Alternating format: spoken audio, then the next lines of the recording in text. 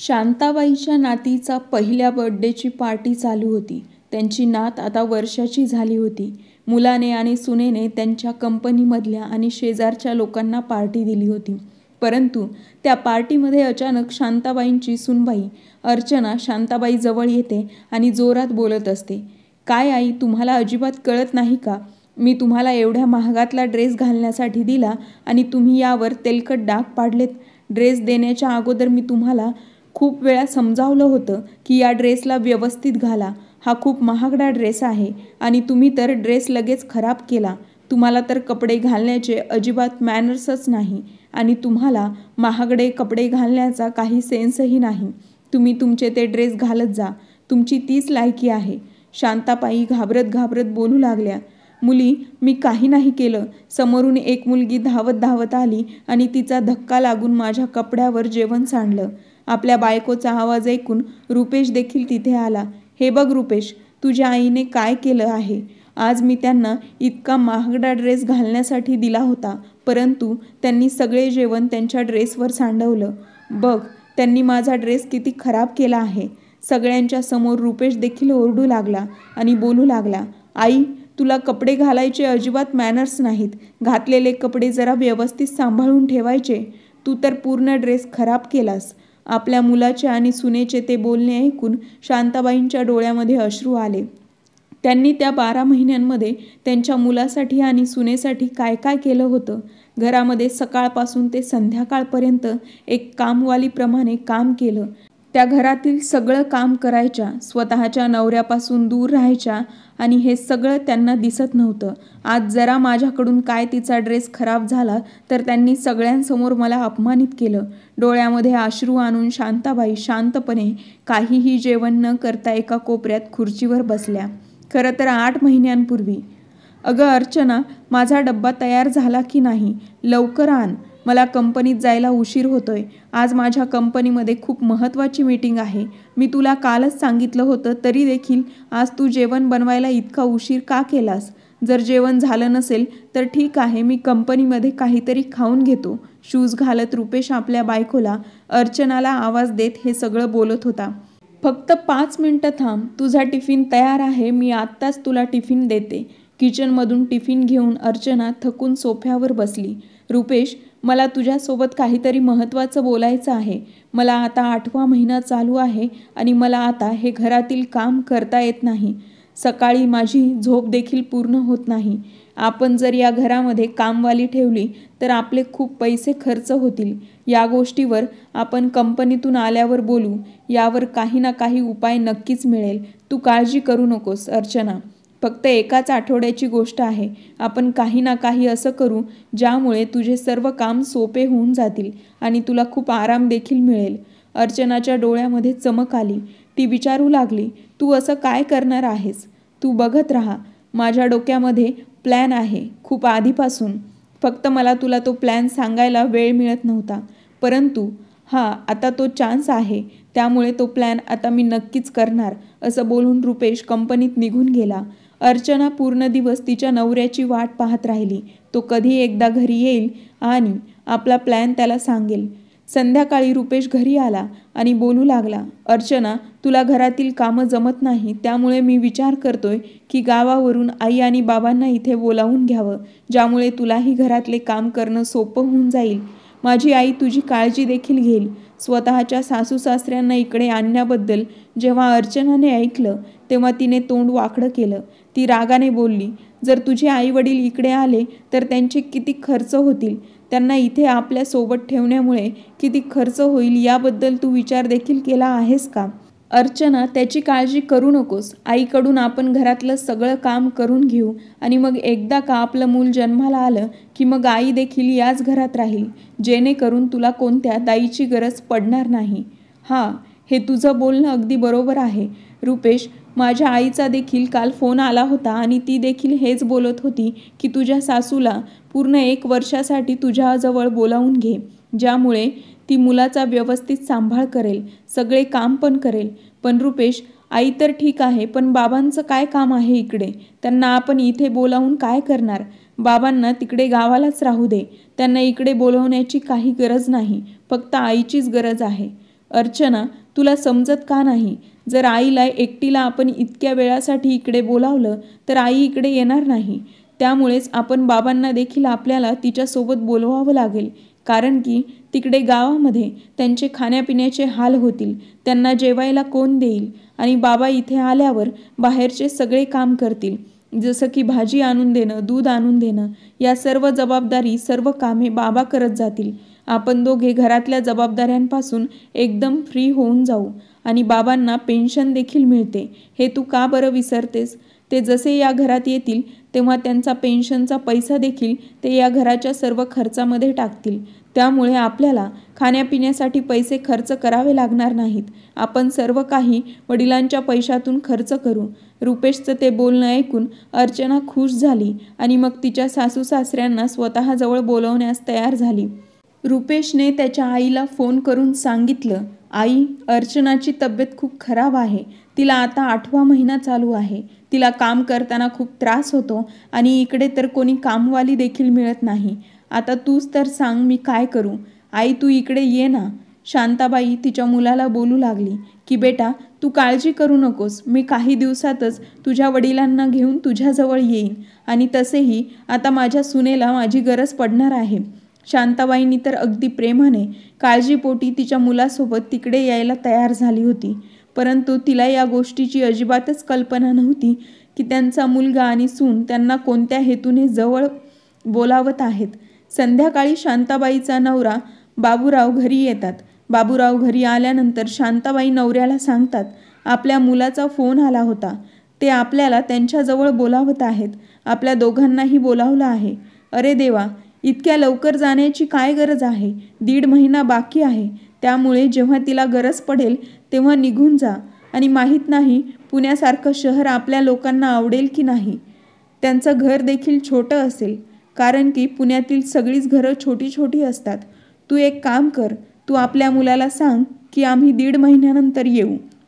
अहो नको नको, तुम्ही काय बोलताय? आपल्या मुलाचा फोन आला होता. त्याला आपली गरज आहे. आपण आपल्या मुलाला असंच कसं सोडून द्यायचं? मी त्याला नाही म्हणू शकत नाही. मी तर त्याला केव्हाच हो असं सांगितलं आहे. आणि आता आपल्याला जावं लागेल.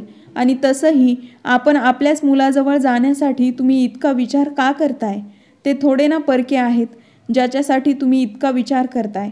स्वतःच्या बायकोच्या बोलण्यावर बाबूराव शांत झाले आणि मग आठवडाभरानंतर त्यांच्या मुलाजवळ आणि सुनेजवळ गेले.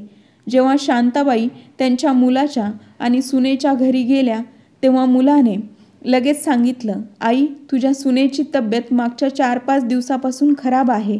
तिला ताप येत होता आणि उलट्या देखील होत होत्या. तेव्हा मी कसा तरी स्वयंपाक केला.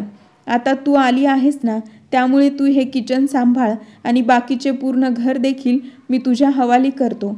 मुलाचा इतका प्रेमळ बोलणं ऐकून आईला वाटू लागलं की माझा मुलगा माझ्यावर किती प्रेम करतो. त्याला माझ्याबद्दल किती आपुलकी आहे. माझ्या मुलाने तर घराची पूर्ण जबाबदारी माझ्यावर दिली. हळूहळू शांताबाईंनी घराची पूर्ण जबाबदारी स्वीकारली. त्या पूर्ण घरातील काम करायच्या. सकाळचा नाश्ता, दुपारचे जेवण, रात्रीचे जेवण, घरातील साफसफाई, भांडी घासणे, कपडे धुणे, सर्व काही शांताबाई एकट्याच करत होत्या. कधीकधी बाबूराव जेव्हा स्वतःच्या बायकोला दिवसभर काम करताना पाहायचे तेव्हा तिला बोलायचे, शांता, एवढी कामं तू स्वतःच्या घरी देखील करत नव्हतीस. इथे तर पूर्ण दिवस कामामध्ये व्यस्त असतेस. या कामामुळे तुझी तब्येत खराब होऊन जाईल. एवढे काम करू नकोस. त्यावर शांताबाई बोलायच्या, फक्त हे घर जरा व्यवस्थित लावून होऊ देत. हे काम व्यवस्थित होऊ देत. माझे फक्त काही दिवसांची तर गोष्ट आहे. इतक्यात स्वतःच्या खोलीतून अर्चना आवाज देत बोलू लागली, आई, माझ्या चहाची वेळ झाली आहे. तुम्ही मला चहा बनवून देता का? बेटा, जर तुला भूक लागली असेल तर मी तुला फळं कापून देते. अशा वेळेला उपाशीपोटी चहा पिणे चांगली गोष्ट नाही. तुला ॲसिडिटी होईल. त्यावर अर्चना बोलू लागली, आई, तुम्ही मला काही शिकवू नका. कधी काय खायचं आणि कधी नाही खायचं. मी आजकालच्या जमान्यातील सुशिक्षित मुलगी आहे. मला सगळं काही माहीत आहे. मला फक्त चहा प्यायचा आहे. तुम्ही चहा बनवून इकडे घेऊन या. शांताबाईंना त्यांच्या सुनेच्या बोलण्याचं थोडं वाईट वाटलं. इतकं काम केल्यानंतर देखील त्यांची सून त्यांच्यासोबत अशा पद्धतीने बोलत होती. आणि शेवटी ती वेळ देखील येते जेव्हा घरामध्ये एका छोट्या पाहुण्याच्या रूपात एका मुलीचा जन्म होतो. घरातले सगळे लोक खूप खुश होतात. बाबूराव आणि शांताबाई आता आजी आजोबा झाले होते, त्यामुळे ते खूपच खुश होते. आजी झाल्यामुळे शांताबाई आता त्यांच्या सुनेची पूर्ण काळजी घ्यायच्या.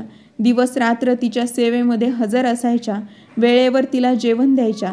त्यांच्या सुनेची खूप काळजी घ्यायच्या. 1 महिना कसा निघून गेला समजलंच नाही. परंतु आता अर्चनाला घरातच बसून असलेले सासरे खटकायला लागले.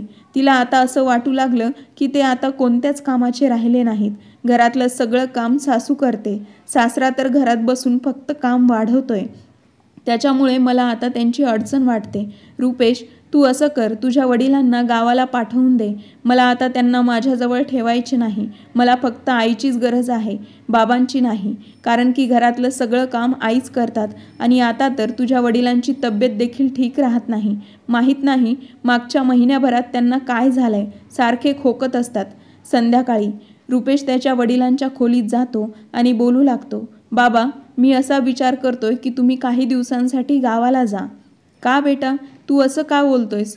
तुला तुझ्या वडिलांना गावाला का पाठवायचं आहे? शांताबाईने आश्चर्याने विचारलं. अगं आई, तुला तर माहितीच आहे की बाबा मागच्या 1 महिन्यापासून सारखे खोकत आहेत. घरामध्ये आपण सगळे लोक राहतो, लहान बाळ देखील आहे. आपल्या घर इतकं मोठं नाही की आपण एकमेकांना भेटू शकत नाही. त्यामुळे मला भीती वाटते की बाबांच्या या खोकल्यामुळे माझं मूल आजारी तर पडणार नाही आणि तसंही लहान मुलांची खूप काळजी घ्यावी लागते. त्यामुळे माझी अशी इच्छा आहे की बाबांनी गावाला निघून जावं. मग बेटा, तू माझं देखील तिकीट काढ. मी देखील त्यांच्यासोबत गावाला निघून जाईन. रुपेश जरा चिडक्या आवाजातच बोलू लागला. नाही आई, तुला कोणी सांगितलं की तू देखील गावाला जाणार आहेस? तुला गावाला जाता येणार नाही. तू इथेच राहशील आणि तुझी गरज आता इथे जास्त आहे. त्यामुळे तू विचार देखील कसा करू शकते की स्वतःच्या सुनेला या अवस्थेत सोडून गावाला जावं? शांताबाईंना तिच्या नवऱ्याला एकट्याला गावाला पाठवण्याची अजिबात इच्छा नव्हती. त्यांचं मन तयारच होत नव्हतं आणि खास करून जेव्हा त्यांची तब्येत ठीक नसताना. परंतु मुलगा आणि सून शांताबाईंना गावाला जाऊ देत नव्हते, फक्त वडिलांनाच गावाला पाठवत होते. बाळ वर्षाचं झाल्यानंतर अर्चना आणि रुपेशने त्यांच्या मुलीच्या पहिल्या वाढदिवसाची एक पार्टी ठेवली होती, जिथे त्यांनी त्यांच्या कंपनीमधल्या लोकांना, मित्रांना, शेजारच्या लोकांना, सर्वांना त्या पार्टीमध्ये बोलावलं होतं. पार्टीच्या दिवशी शांताबाई तिच्या सुनेजवळ येतात आणि बोलतात, बेटा, माझ्याजवळ कोणताही चांगला ड्रेस नाही. जर तुझ्याजवळ एखादा चांगला ड्रेस असेल तर मला घालण्यासाठी दे. काही ड्रेस मी गावावरून घेऊन आले होते, ते तर या वर्षभरामध्ये घालून घालून खूप खराब झाले आहेत. माझ्याजवळ एकही चांगला ड्रेस नाही. आई, माझे सगळे ड्रेस खूप महागडे आहेत आणि मी खूप सांभाळून माझे ड्रेस घालते. परंतु तुम्ही बोलताय तर ठीक आहे, मी माझा एक ड्रेस तुम्हाला देते. पण तुम्ही याची काळजी घ्या की महागड्या ड्रेसवर कसले डाग लागता कामा नये, कारण की माझे ड्रेस नेहमी ड्राय क्लिनिंगला देते. ठीक आहे बेटा, मला तुझी सर्वात महागडा ड्रेस देऊ नकोस, साधाच एखादा दे, मी तो घालेन. अर्चनाने तिच्या कपाटातून एक ड्रेस काढला आणि तो फेकत सासूला बोलू लागली की हा घ्या ड्रेस आणि घाला. असा ड्रेस तुमच्या आयुष्यात कधी तुम्ही घातला पण नसेल, जो तुम्ही आज घालणार आहात. सुनेचे ते बोलणे ऐकून शांताताईंना खूप वाईट वाटलं. आता तर त्यांच्या सुनेने दिलेला ड्रेस घालण्याचं मनच नव्हतं, परंतु काय करणार? त्यांनी त्यांची पूर्ण बॅग शोधून काढली, ज्यामध्ये काही चांगला ड्रेस नव्हता. त्यामुळे नाईलाजाने त्यांना तो ड्रेस घालावा लागला. संध्याकाळ झाल्यावर सगळे पाहुणे यायला सुरुवात झाली. कोण डान्स करत होतं तर कोण जेवत होतं. परंतु शांताताईंना त्यांच्या नवऱ्याची खूप आठवण येत होती. जर त्या पार्टीमध्ये त्यांचा नवरा देखील असता तर किती बरं झालं असतं. मी इकडे एवढं चांगलं जेवण जेवते आणि माझा नवरा तिकडे सुकं सुकं बनवून काहीतरी खात असेल. आता बस झालं, मी माझ्या मुलांसोबत बोलेन. मला इथे येऊन 1 वर्ष झालं आहे आणि आता नात देखील मोठी झाली आहे. आता तर मी मुलाला माझ्या गावाला जाण्यासाठी तिकीट काढायला सांगेन. इतक्यातच एक लहान मुलगा त्यांच्या टेबलजवळ टेबलला धडकला, ज्यामुळे टेबलावर ठेवलेली जेवणाची प्लेट शांताबाईंच्या ड्रेसवर पडली आणि त्यामुळे त्यांच्या ड्रेसला तेलकट डाग लागले. त्यानंतर सून आणि मुलगा दोघेही सर्व लोकांच्या समोर स्वतःच्या आईचा अपमान करतात. शांताबाई स्वतःच्या मुलाकडून आणि सुनेकडून ते खडे बोल ऐकून शांतपणे एका कोपऱ्यात बसून राहतात. त्यांच्या डोळ्यामध्ये अश्रू आलेले असतात. तेव्हा त्यावेळेला दोष देत असतात जेव्हा त्यांनी सुनेकडून घालण्यासाठी ड्रेस घेतला होता. आता तर त्या पूर्ण पार्टीमध्ये शांताबाईंच्या घशाखाली एक घास देखील उतरत नव्हता. पार्टी झाल्यानंतर त्या घरी आल्या. त्यांनी सुनेचा घातलेला ड्रेस काढला आणि एका साईडला ठेवून दिला आणि मग त्या सुनेला बोलू लागल्या, "सुनबाई, मी उद्या ड्रेस धुते आणि मग धुवून स्वच्छ करून तुला देईन." तेव्हा अर्चना जोरात ओरडत म्हणाली, "माझा ड्रेस धुण्याची हिंमत देखील करू नका. सगळा कलर मिक्स होईल. माझा ड्रेस घरी धुण्यासाठी नसतो. मी माझा ड्रेस घरी कधीच धुत नाही. ड्रेस धुण्यासाठी मी 500 रुपयांचा खर्च करते. माझे ड्रेस धुण्यासाठी 500 रुपये खर्च करावे लागतात. तुम्ही 500 रुपये काढून द्या. मी उद्या त्या ड्रेसला ड्राय क्लिनिंगला पाठवीन." "काय सुनबाई, ड्रेस धुण्यासाठी 500 रुपये? त्या 500 रुपयामध्ये एक नवीन ड्रेस येईल."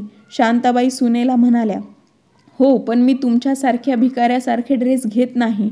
शांताबाईंचं त्या घरामध्ये आता अजिबातच मन लागत नव्हतं.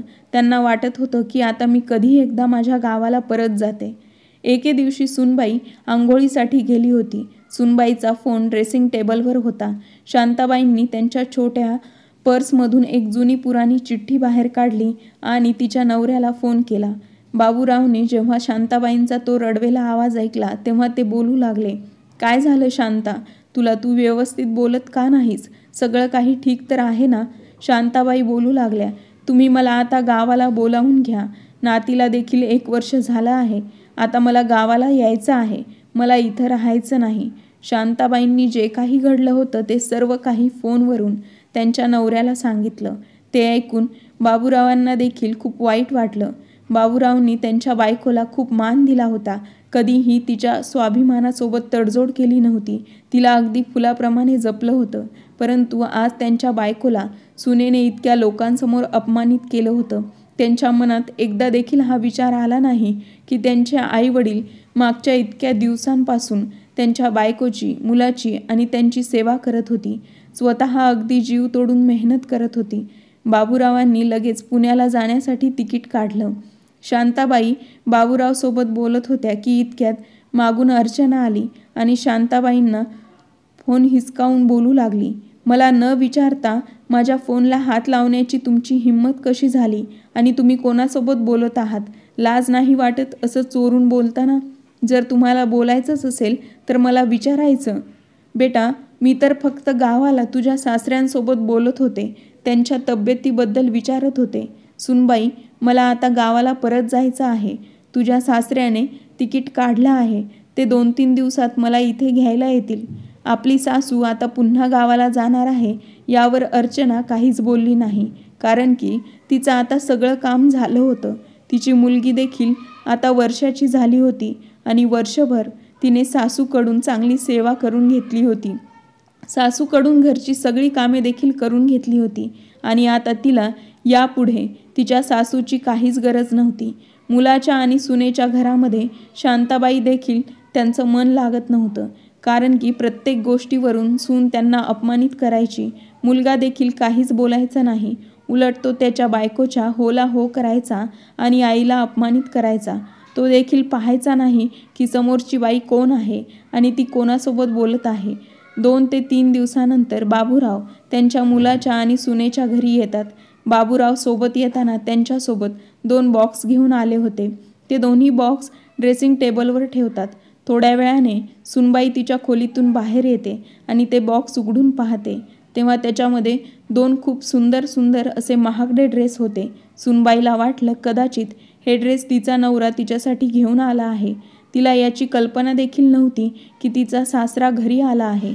कारण की जेव्हा बाबूराव आले होते तेव्हा अर्चना तिच्या खोलीमध्ये आरामात झोपली होती. सासरे घरी आल्यानंतर थोड्या वेळातच रुपेश देखील कंपनीमधून घरी आला. त्यामुळे तिला असं वाटलं की रुपेश तिच्यासाठी काहीतरी सरप्राईज घेऊन आला आहे. अर्चना पटकन तो ड्रेस घेऊन तिच्या खोलीमध्ये निघून गेली आणि एक ड्रेस घालून पाहिला. तो ड्रेस खूपच सुंदर होता. एका ड्रेसचा रंग एकदम निळा होता आणि दुसरा रंग मोरपंखी होता. ते जवळपास कमीत कमी 8-9 हजाराच्या वर असावेत. त्याच्या खाली त्याची किंमत असूच शकत नव्हती. कारण की अर्चनाला ड्रेसची खूप चांगली पारख होती. ती नेहमीच महागातले ड्रेस, साड्या खरेदी करायची. अर्चनाने निळ्या रंगाचा ड्रेस घातला आणि तिच्या खोलीमधून बाहेर येऊन रुपेशला आवाज दिला, "रुपेश, हे बघ मी ड्रेसमध्ये कशी दिसते." रुपेशने जेव्हा अर्चनाला त्या ड्रेसमध्ये पाहिलं तेव्हा तो विचारू लागला, अर्चना, हा ड्रेस तू कधी घेतला आणि पण कुठून खरेदी केलास? कधी खरेदी केलास? मला सांगितलं पण नाहीस. अर्चना आणि रुपेशचं बोलणं ऐकून बाबूराव आणि शांताबाई त्यांच्या खोलीमधून बाहेर आल्या. अर्चना रुपेशला बोलू लागली, काय रुपेश, हे ड्रेस तू माझ्यासाठी घेतले नाही? अरे हे 2 ड्रेस तूच माझ्यासाठी घेऊन आला होतास ना, त्यामुळेच मी हा ड्रेस घातला आहे. हे ड्रेस इथे ड्रेसिंग टेबलवर ठेवलेले होते. शांताबाईंना, रुपेशला, अर्चनाला काही समजत नव्हतं. तेव्हा बाबूराव बोलू लागले, बेटा, हे ड्रेस रुपेशने नाही तर मी घेऊन आलो आहे. हे ड्रेस मी माझ्या बायकोसाठी, शांतासाठी घेऊन आलो होतो. त्यामुळे विचार केला की तिच्यासाठी कोणते तरी चांगले ड्रेस घेऊन जावं. मला हे आवडले त्यामुळे मी घेऊन आलो. अर्चनाच्या चेहऱ्यावरचा रंग उडाला. तिला तर वाटत होतं की तिने तो ड्रेस घालून खूप मोठी चूक केली आहे. रुपेश रागातच बोलू लागला, काय बाबा, हे सुंदर ड्रेस तुम्ही घेऊन आलात? इतके सुंदर आणि महागडे ड्रेस, ते देखील आईसाठी. आई इतके महागडे आणि सुंदर ड्रेस कधीपासून घालायला लागली? आणि म्हातारपणात इतके महागडे ड्रेस घालण्याची काय गरज आहे? तिला कुठे जायचे आहे? बाबूराव आपल्या मुलाच्या त्या बोलण्यामुळे दुखावले. जेव्हा त्यांनी स्वतःच्या मुलाच्या तोंडून अशा प्रकारचं बोलणं ऐकलं तेव्हा त्यांना खूपच राग आला. तेव्हा ते बोलू लागले की बेटा, महागडे ड्रेस घालण्याचा अधिकार फक्त तुझ्या बायकोलाच आहे. सुनबाई, तूच तर म्हणायची ना, तुम्ही महागडे ड्रेस घालण्याच्या देखील लायक नाहीत, कारण की महागडे ड्रेस घालायचं तिला माहीत नाही. त्यामुळे मी तिच्यासाठी महागडा ड्रेस घेऊन आलो आहे. रुपेश, असा विचार करू नकोस की ती महागडे ड्रेस घालू शकत नाही. मी देखील चांगली नोकरी करू शकतो, करत होतो, अजूनही मला पेन्शन मिळते. परंतु शांताला नेहमीच साधेपणाने आयुष्य जगायला आवडायचं. त्यामुळे तिने कधीही असे महागडे ड्रेस खरेदी केले नाही. स्वतःच्या मुलाच्या शिक्षणासाठी त्याने सर्व पैसा खर्च केला. ती बोलायची की महागडे ड्रेस घालून काय करू, त्यापेक्षा तो पैसा आपण मुलाच्या शिक्षणावर खर्च करू. आपण आपल्यावर खर्च नको करायला. त्यामुळे आज मी विचार केला की माझ्या बायकोसाठी महागडे ड्रेस घेऊन जावं. यामुळे कमीत कमी तिला कोणीही हे तर बोलणार नाही की तू महागडे ड्रेस घालू शकत नाहीस. सासऱ्यांच्या तोंडून हे बोलणं ऐकून अर्चना आणि रुपेशला काय बोलावं काही सुचत नव्हतं. पण त्यांच्याजवळ काहीच उत्तर नव्हतं. त्यांना समजत नव्हतं की बाबूरावांच्या बोलण्यावर काय उत्तर द्यावं. अर्चना तिच्या खोलीत निघून गेली आणि रुपेश देखील इकडे तिकडे पाहू लागला. चल शांता, तुझं सामान आवरून घे. आज आपण संध्याकाळी ट्रेनने गावाला जाणार आहोत. आता तुला इतरांची काही गरज नाही. आपण आपल्या घरी सुखी आहोत. आपण खूप चांगल्या प्रकारे राहतो. बाबूराव हॉलमध्ये उभे राहून जोरजोरात बोलू लागले, सुनबाई, जरा तो महागडा ड्रेस इकडे घेऊन ये. तो महागडा ड्रेस तुझ्या सासूचा आहे. आता तर तू तुझ्या सासूला बोलू शकत नाहीस की तिला महागडे ड्रेस घालायचे माहीत नाहीत. आता तर तुझी सासू देखील महागडे ड्रेस घालू लागली आहे. स्वतःच्या सासू सासऱ्यांकडून असे उत्तर ऐकून अर्चनाला तर जणू एक जोरात चपराक मिळाली होती. तिने लगेच तो ड्रेस पिशवीमध्ये टाकला आणि ड्रेसिंग टेबलवर आणून ठेवला. जाताना बाबूराव स्वतःच्या मुलाला बोलू लागले, तुझ्या आईने तुला खूपच प्रेमाने, लाडाने मोठं केलं आहे. तुझी कोणतीच इच्छा तिने कधीही मोडू दिली नाही. तुझी प्रत्येक इच्छा तिने पूर्ण केली.